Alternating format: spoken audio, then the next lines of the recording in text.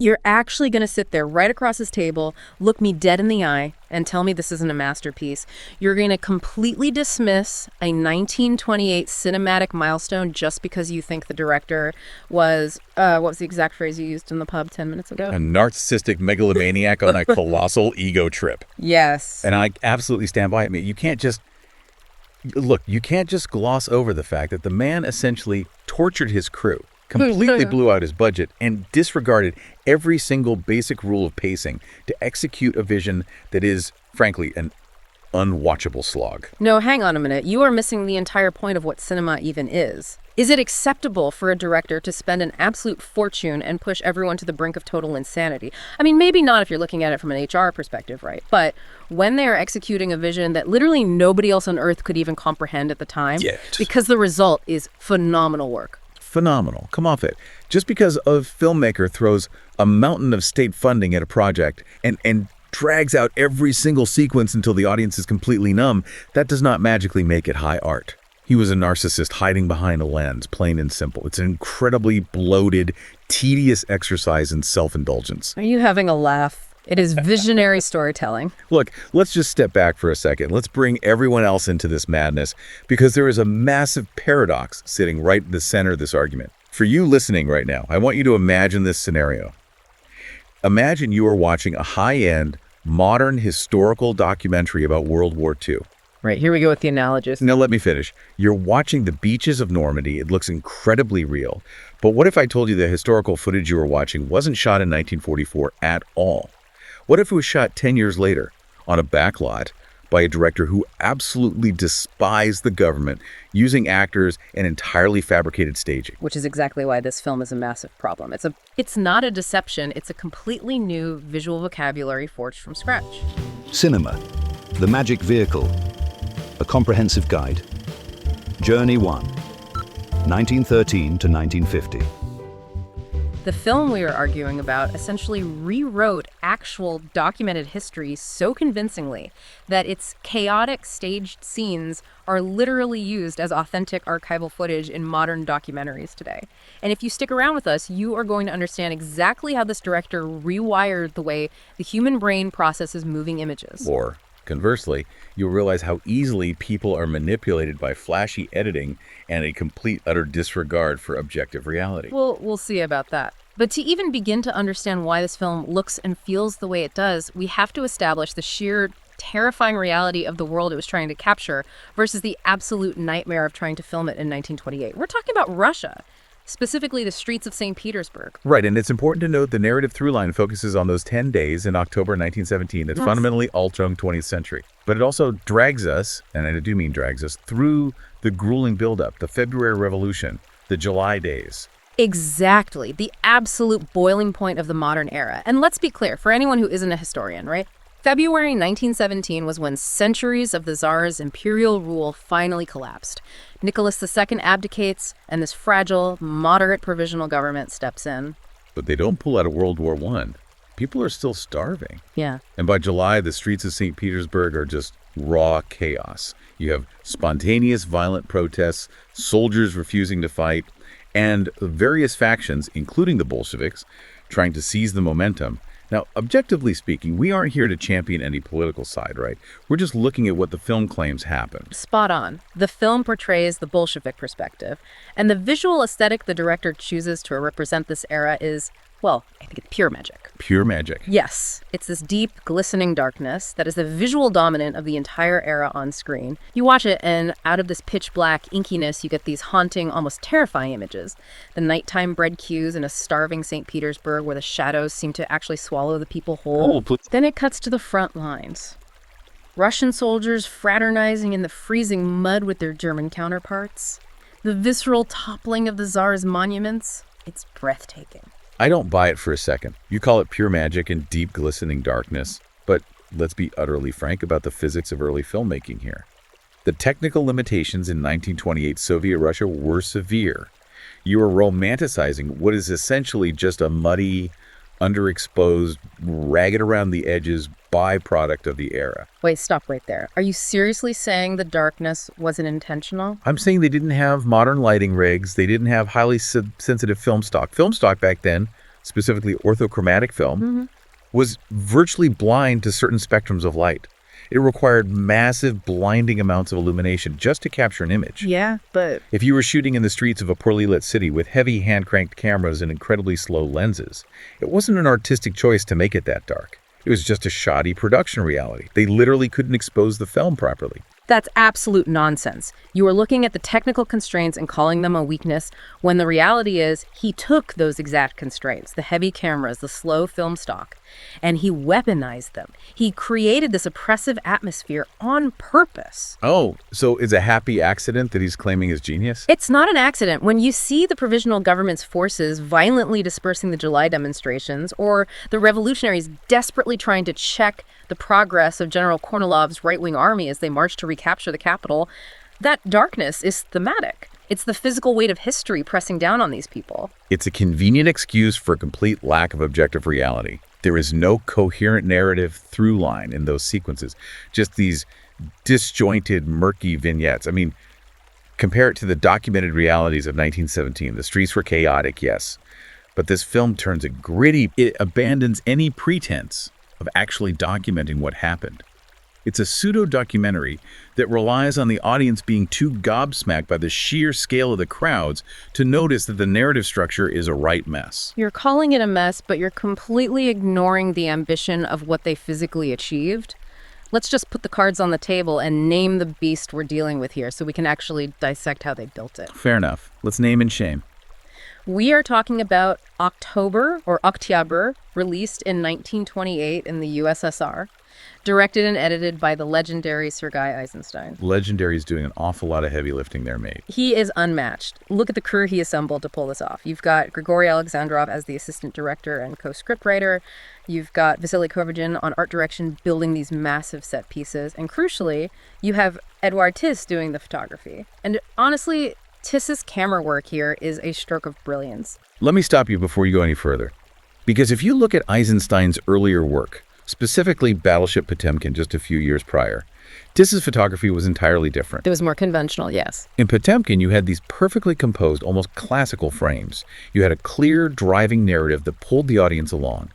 October completely abandons that for unmitigated chaos. He threw out everything that worked in his previous films just to experiment with these half-baked intellectual theories. It's not chaos, it's evolution. Tiss was physically strapping cameras to his body, swinging them around, trying to capture the frenetic, fractured reality of a country tearing itself apart. Potemkin was an expressive treatment of a single, isolated event, a mutiny on a ship. Yeah. It was brilliant. But October is something entirely different. It certainly is different. It is a poetic vision of the Bolshevik seizure of power. He's not trying to give you a step-by-step history textbook. He's trying to give you the emotional, ideological core of a revolution. Oh, poetic vision. That's just a polite way of saying propaganda. And this is where we fall right into the moral trap of this entire project. Because we have to ask ourselves, is this actually art? Or is this just a heavily funded political weapon? It can absolutely be both. The greatest art throughout history has always had a political or ideological spine. Look at how he treats the storming of the Winter Palace. Exactly. Let's look at it. Because if you read any objective historical account, the reality of the storming of the Winter Palace in October 1917 was a disorganized, messy, almost anticlimactic stumble in the dark. It wasn't exactly a stumble. It was. The provisional government was barely defending it. A bunch of revolutionaries basically wandered through unlocked doors, got lost in the hallways, and arrested the ministers who were sitting around waiting for it to happen. But what does Eisenstein do? He makes it cinematic? He turns it into this epic, highly choreographed, mythic siege. He stages it with thousands of extras, blazing guns, and dramatic charges across the square. He stages it so effectively and with such grand cinematic scale that he completely legitimized this fictional portrayal. Which is jaw-dropping when you think about it. He created a visual reality more potent than the actual truth. It's his second great screen myth. He did it first with the Odessa steps sequence in Potemkin, which, by the way, never happened historically either. The Tsar soldiers never marched down those steps firing into a crowd. And then he does it again here with the Winter Palace. And you're praising this. He single-handedly creates a visual memory for an entire nation. It's like a 1928 deepfake, but done entirely with scissors, celluloid, and sheer willpower. It's not a lie, it's a poetic vision. You're taking the mick. A poetic vision It's a heavy-handed political pamphlet. It's a propaganda poster disguised as cinema. Think about it from the perspective of a viewer today. Would you realize you were being manipulated if you watched this without knowing the actual history? Well, no, but Of course not. Because he's bombarding you with these overwhelming hyperkinetic images. He bypasses your critical thinking and goes straight for the nervous system. It is intellectually dishonest. hang on a minute. Let's look at the psychology behind it, because I think you're reducing Eisenstein to a mere state mouthpiece. A guy just cashing a government check to make a commercial. And he was far, far more complex than that. There are some fascinating biographical speculations about why he made the film this aggressive. Well, you're going to bring up his childhood now, aren't you? It's relevant. His anti-bourgeois stance, his ferocious revolutionary fervor. It wasn't just about adopting a political ideology. It may have had a deeply personal, almost Oedipal base. He was fundamentally rebelling against his authoritarian father. Oh, here we go with the armchair psychology. No, listen to the context. His father, Mikhail Eisenstein, was the chief architect of the city of Riga. He was a massive, imposing figure of authority, structure, and the old world bourgeoisie. His father literally designed the ornate, oppressive, classical structures of the elite. So he built some nice buildings. What does that have to do with the editing in October? So when Eisenstein gets behind a camera, he isn't just tearing down the Tsar on film. He was tearing down his father's entire world, frame by frame. That's why the editing in October is so violently aggressive. That's why he lingers on the smashing of imperial monuments on screen. It's a deeply personal exorcism masquerading as a historical epic. That's a stretch, a massive stretch. Even if he had monumental daddy issues, it doesn't excuse the fact that the film is utterly flat as a narrative experience. Flat? How can you call it flat? Because he was so obsessed with his own psychological rebellion and his cinematic theories that he completely forgot he actually had to entertain an audience. Entertaining the audience was never the goal. He wasn't making a popcorn flick. He was trying to completely deconstruct and rebuild how human beings perceive reality through images. Let's get into the technical wizardry of this, because this is where the film is genuinely sublime. Oh, brace yourselves, here comes the theory. Eisenstein was evolving his previous theory of the montage of attractions into something radically new.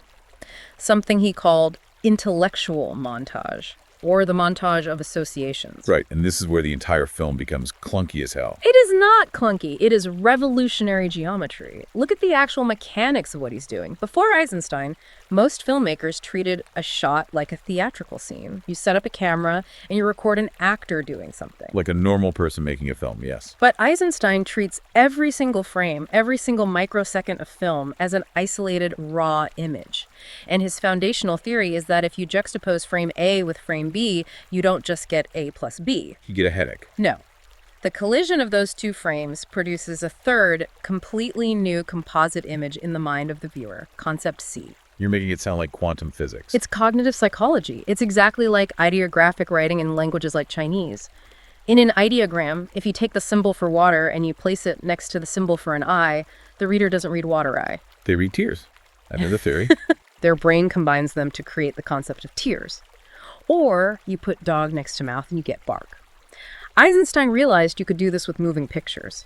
He was trying to create a cinematic language based on that exact principle. He realized our brains are meaning-making machines.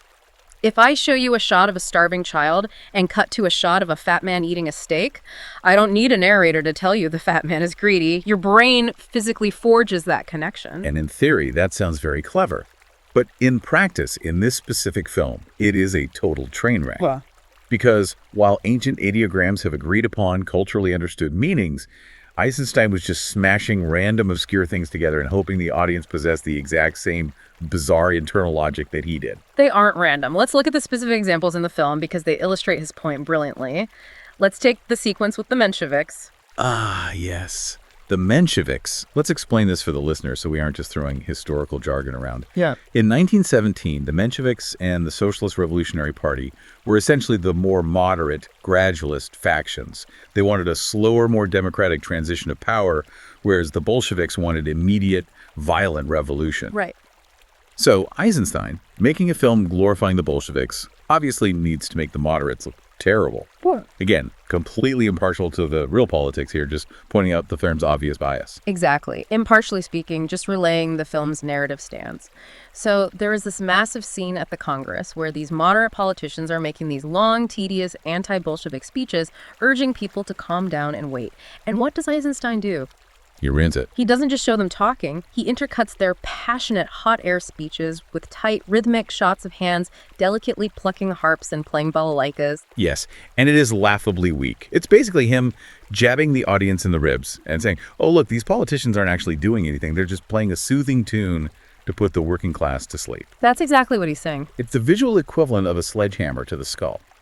It is so utterly devoid of subtlety that you actually feel insulted watching it. It's satire. It's supposed to be sharp and aggressive. He's using the musical instruments as an ideogram for political pacification. And what about the sequence inside the Winter Palace? This is one of the most famous cuts in cinema history. Go on, defend this one.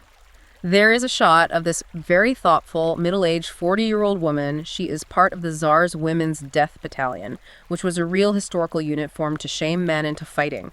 She is sitting there, clutching a rifle, defending a dying empire. And Eisenstein cuts directly from her grim, exhausted face to a shot of Auguste Rodin's sculpture, The Spring. Right. For those who haven't been to the Hermitage Museum, The Spring is an incredibly sensual, erotic marble sculpture of two young, naked lovers embracing. Exactly. It's a staggering juxtaposition. Concept A is a woman prepared to die for a crumbling, archaic monarchy surrounded by the cold reality of war. Concept B is the eternal, passionate, physical vitality of youth and love in Rodin's work. The collision of those two images forces you to feel the absolute, tragic waste of human life in that moment. Pull the other one. He's using the literal physical location of the Winter Palace, which houses the Hermitage art collection, to comment on the tragedy of the human condition.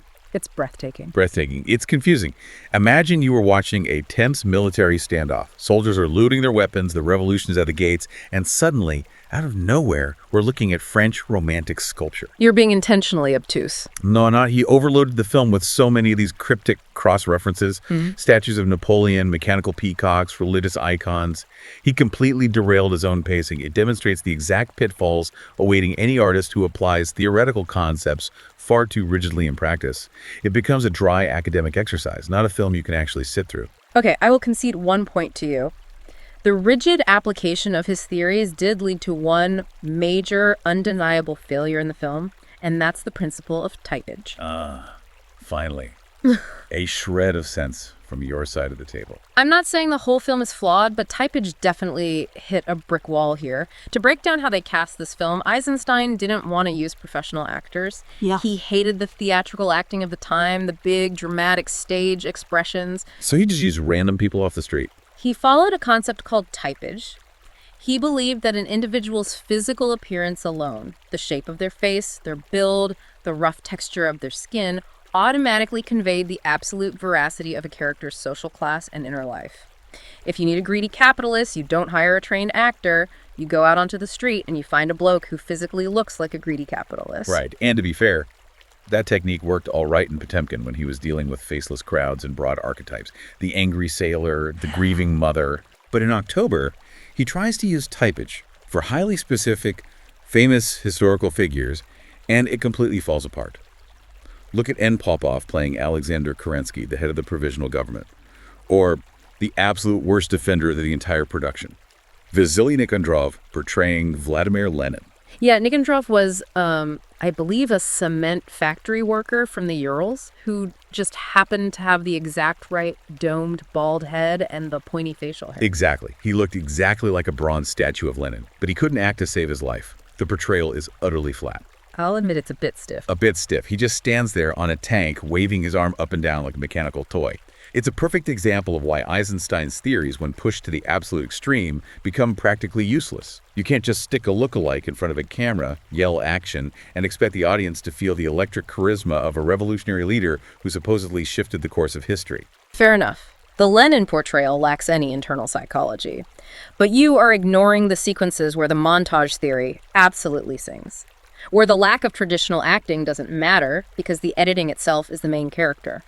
What about the raising of the drawbridges on the river Neva? You mean the scene that goes on for about 3 weeks? It is a hypnotic, powerful sequence. Let's set the scene for the listener. It's the July days. The protests have turned violent. The provisional government orders the massive bascule bridges over the Neva River to be raised to cut off the working-class districts from the center of the city. A straightforward narrative event. Yes, but Eisenstein takes this mechanical event and turns it into a masterclass of spatial geometry and rhythm. He intercuts the massive, heavy, grinding gears of the bridge with the dead body of a female protester. As the two halves of the massive bridge slowly, agonizingly pull apart, her hair is draped over the dividing line. Yes, and then he cuts to a dead horse attached to a carriage, which is slowly being elevated into the air on the rising side of the bridge. Exactly. And he stretches this time out impossibly. In reality, a bridge raises in a few minutes. Eisenstein cuts back and forth, the gears, the woman's hair sliding off the edge, the horse dangling precariously over the rushing water below, the panicked crowds trapped on either side. That's agonizing, all right. It builds this unbearable tension. It's sublime. The dynamism of his visual rhythm there creates its own aesthetic laws. It kicks real-time history aside and creates pure, unadulterated emotion. You feel the physical severing of the city. What it actually creates is sheer exhaustion. I'll grant you that the bridge sequence is visually striking for the first 2 minutes. The shot of the white horse falling into the river is iconic, but then he just keeps hammering the exact same visual metaphor over and over until it loses all meaning. He didn't know when to stop.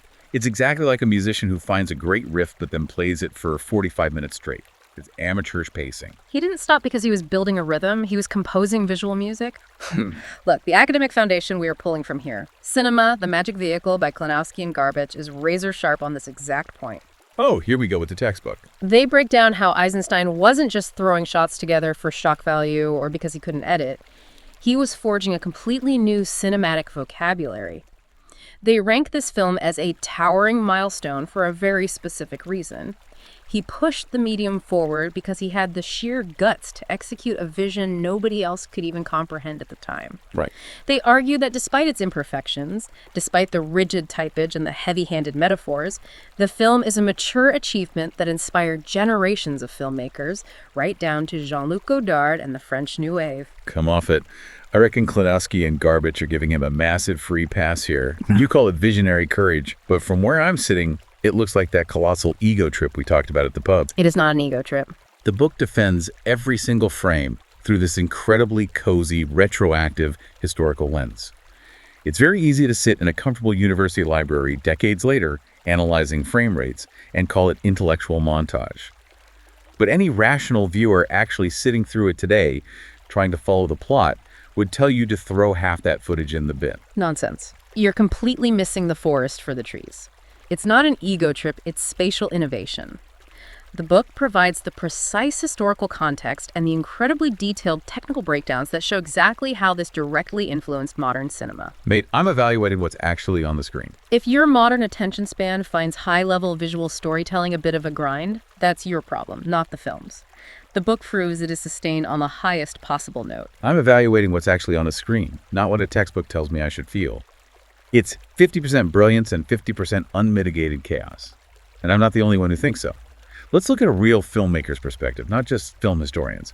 Let's look at Andrei Tarkovsky. Oh, you've got to be kidding me. No, listen. Tarkovsky actually knew how to craft a poetic image without beating his audience over the head with it. And he was an incredibly unsympathetic critic of Eisenstein's methods. Because they were opposites. Tarkovsky argued that Eisenstein's brand of cinema doesn't actually observe the world at all. He said Eisenstein just transfers his own speculative mental constructions onto the screen. And that's exactly what October is. That's entirely unfair. It's a director forcing his rigid mental puzzles onto the audience, forcing you to connect the harp to the politician or the sculpture to the soldier, instead of letting you experience the reality of the moment. Chop 40 minutes out of the middle of this film, and you would actually have a watchable picture. As it stands, it's bloated beyond belief. You cannot use Tarkovsky to judge Eisenstein. Tarkovsky was a mystic. Of course he didn't like Eisenstein's aggressive constructivist editing. They were fundamentally opposed in their entire philosophies of what cinema should even do. Because Eisenstein's philosophy was exhausting. Eisenstein wanted to shock the audience into a new political consciousness. He wanted to agitate. Tarkovsky wanted the audience to stare at a reflection in a puddle for 10 uninterrupted minutes to contemplate the nature of the human soul. You can't use Tarkovsky's meditative pacing to invalidate the sheer mechanical, aggressive genius of what Eisenstein built here. The film is a monument to what cinema can achieve. A monument to his own hubris, more like. By now, you know the score. Every technical breakdown, every frame-by-frame analysis, and every historical debate we just had is rooted in the scholarship of cinema, The Magic Vehicle by Klinowski and Garbicz. It's the definitive roadmap for anyone tired of the endless, mindless remake loop of modern movies. If you can actually stomach the pacing. If you want to stop being a lazy enthusiast and actually see the historical grit for yourself, get the book. The link's in the description. Do you actually have the spine for real film history, or are you staying lazy? Your call.